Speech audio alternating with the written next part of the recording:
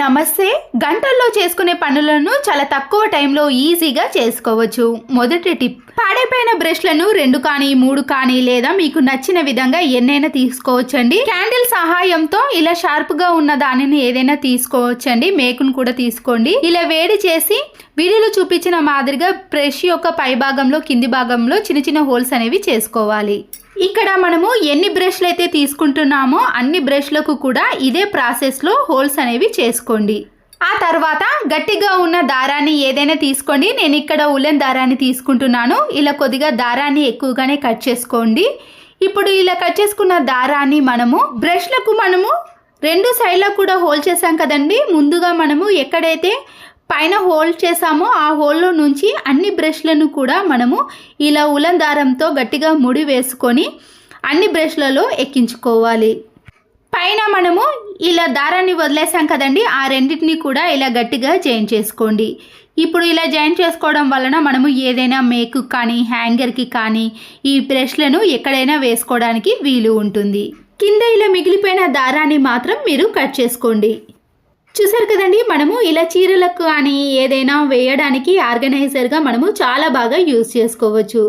చూసారు కదండి, మనము ఎప్పుడైనా ఫంక్షన్స్కి పండగలకి కట్టినప్పుడు డైరెక్ట్గా వీటిని తీసుకెళ్ళి బీరువాలో పెట్టుకోలేం కదండి. కొద్దిసేపు వీటిని ఆరిన తర్వాతనే మనము బీరువాలో సర్దుకుంటాం. ఇలా మనము ఏదైనా వేయడానికి తీయడానికి చాలా ఈజీగా ఉంటుంది. కబోర్డ్లో కూడా ఇలా బ్రష్తో మనము శారీ ఆర్గనైజ్ కూడా చేసుకోవచ్చు. స్పేస్ కూడా చాలా తక్కువ తీసుకుంటుంది. ఎన్ని బట్టలైనా పెట్టేసుకోవచ్చు.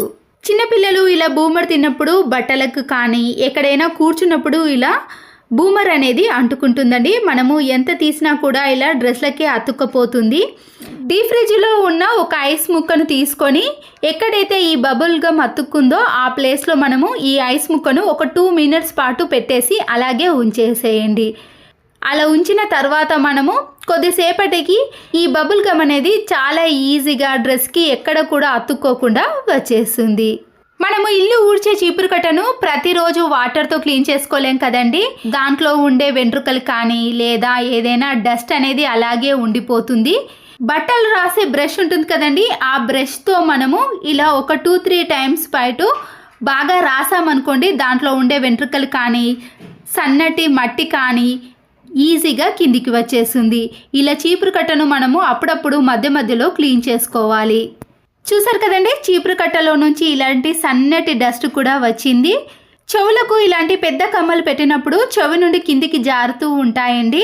టైంకి ఒక్కొక్కసారి బటన్ అనేది లేనప్పుడు ఇలా మనము కూరగాయలకు కొత్తిమీర పుదీనాకు రబ్బర్ బ్యాండ్లు వేస్తారు కదండి, అలాంటి రబ్బర్ బ్యాండ్ను ఒకటి తీసుకొని ఇలా టైట్గా వెనక సైడు రబ్బర్ అనేది వేసుకోవాలి. ఆ తర్వాత మనము ఇలా పెట్టేసామనుకోండి, చెవి నుండి కిందికి జారకుండా ఎంతసేపు అయినా అలాగే ఉంటాయి. ₹1 కూడా ఖర్చు పెట్టకుండా ఇలా ఇంట్లో ఉండే వాటిని యూజ్ చేసుకోవచ్చు.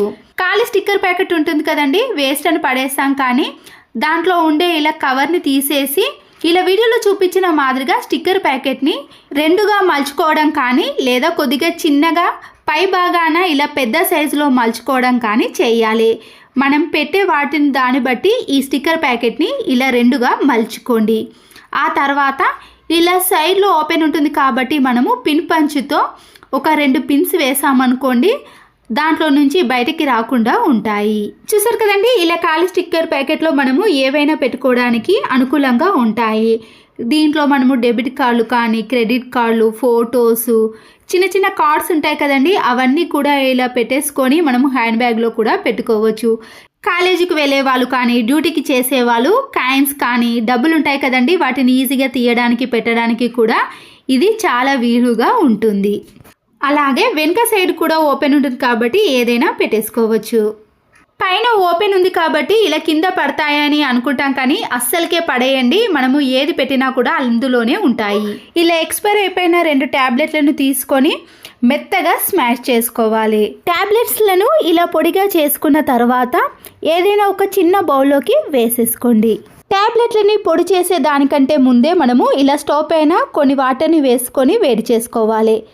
కిచెన్ సింక్లో ఏదైనా బ్యాడ్ స్మెల్ కానీ వాటర్ బ్లాకేజు, చిన్న చిన్న బ్యాక్టీరియా పురుగులు, జెల్ల పురుగులు లాంటివి వస్తున్నప్పుడు ఈ పొడిని వేసిన తర్వాత హాట్ వాటర్ని కూడా కొద్దిగా వేసేయాలి. ఇలా వేయడం వలన వాటర్ బ్లాకేజ్ అనేది కాకుండా ఉంటుంది. కిచెన్ సింక్ కూడా చాలా నీట్గా ఎలాంటి బ్యాడ్ స్మెల్ రాకుండా చాలా రోజుల వరకు ఫ్రెష్గా ఉంటుంది. ఇలాంటి నెట్ జాలి ఉంటుంది కదండి, మనము గాలి అనేది ఫ్రెష్గా రావాలన్నా, వెంటిలేషన్ ఎక్కువగా రావాలంటే సన్న డస్ట్ అనేది ఈ జాలీలో అలాగే ఉండిపోతుందండి. ఇలా పాడైపోయిన ఒక టూత్ బ్రష్తో మనము ఈ జాలిని ఇలా బాగా రాయాలి. ఇలా రాయటం వలన ఈ చిన్న చిన్న రంధ్రాలలో ఉండే డస్ట్ అనేది బయటికి వెళ్ళిపోతుంది.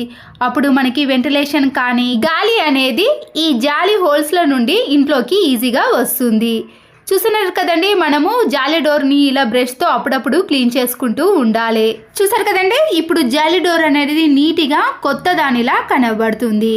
డ్రెస్లు కానీ శారీ కింద ఫాల్ అనేది ఎప్పుడైనా చినిగినప్పుడు మనము స్టిచ్చింగ్ వేసుకోవడానికి టైం లేనప్పుడు ఇలా డబుల్ గమ్ టేప్ ఉంటుంది కదండి, ఎక్కడైతే చినిగిందో అక్కడ డబుల్ గమ్ టేపుతో అతికించేసేయండి. ఇలా మనము అర్జెంట్ టైంలో ఎక్కడికైనా వెళ్ళాలి అంటే ఇలా స్టిచ్చింగ్ లేకుండానే ఇలా చిన్నగా చినిగిపోయిన వాటిని కూడా మనము ఈజీగా 1 సెకండ్లోనే అతికించుకోవచ్చు. ఇలా డబుల్ గమ్ టేపుతో అతికించినట్టు అస్సలకే కనిపించదండి. స్టిచ్చింగ్ చేసిన దానికంటే కూడా చాలా నీట్గా కనబడుతుంది. మరొకటి, పిల్లల ఐడి కార్డులు కానీ ఆఫీస్కి వాళ్ళు వేసుకునే ఐడి కార్డులు ఉంటాయి కదండి, అవి ప్రతిరోజు కూడా వాళ్ళ మెడలోనే ఉంటాయి. అలా వేసుకోవడం వలన కొద్దిగా వాసన, చెమట వాసన వస్తుంది కదా. మనము ఇలా పౌడర్తో మధ్యలో ఇలా క్లీన్ చేసామనుకోండి, ఎలాంటి బ్యాడ్ స్మెల్ రాకుండా ఈ ఐడి కార్డులు కూడా చాలా నీట్గా మంచి సువాసన అనేది వస్తూ ఉంటుంది. పౌడర్కి బదులుగా మీరు పర్ఫ్యూమ్ని కూడా యూజ్ చేయవచ్చు. సిలిండర్ ఖాళీ అయిన తర్వాత మనము ఇలా నిండు సిలిండర్ని తీసుకొచ్చేటప్పుడు ఫ్లోర్కి లైన్స్ పడకుండా ఉండాలంటే గ్యాస్ నిండుగా ఉన్నప్పుడు ఇలా సిలిండర్ తెచ్చేసామనుకోండి, ఫ్లోర్ పైన లైన్స్ పడకుండా ఉంటాయి. మన పని కూడా చాలా సులువుగా అయిపోతుంది. ఎవ్వరి సహాయం లేకుండానే ఈ పనిని చేసుకుంటాము.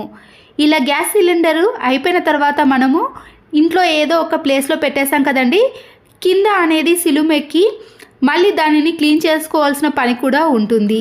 సైడ్ బ్యాంగిల్స్ ఉంటాయి కదండి, గాజు కాకుండా ఇలా గట్టిగా ఉన్న బ్యాంగిల్స్ని మనము సిలిండర్ కింది భాగంలో పెట్టేసామనుకోండి, గ్యాప్ అనేది ఉంటుంది. ఫ్లోర్కి పూర్తిగా ఆనుకొని ఉండదు కాబట్టి సిలిండర్ అచ్చులు అనేవి ఈ ఫ్లోర్ పైన అస్సలకే పడవండి. మనము ఇల్లు క్లీన్ చేసేటప్పుడు కూడా ఈజీగా క్లీన్ చేసుకోవచ్చు. ఇలా మరొక పని ఉండకూడదు అంటే ఇలాంటి చిన్న చిన్న టిప్స్ని ఫాలో అవ్వండి. చూసారు కదండి, సిలిండర్ కింద కూడా ఇలా చాలా గ్యాప్ అనేది ఉంటుంది. మనము చీపురు కట్టతో కానీ తడిగుడ్డతో క్లీన్ చేయడం కూడా చాలా ఈజీగా ఉంటుంది. ఈ టిప్స్ నచ్చితే లైక్ చేసి మీ ఫ్రెండ్స్కి కానీ రిలేటివ్స్కి షేర్ చేయండి. మరో వీడియోతో మళ్ళీ కలుద్దాం. Thanks for watching.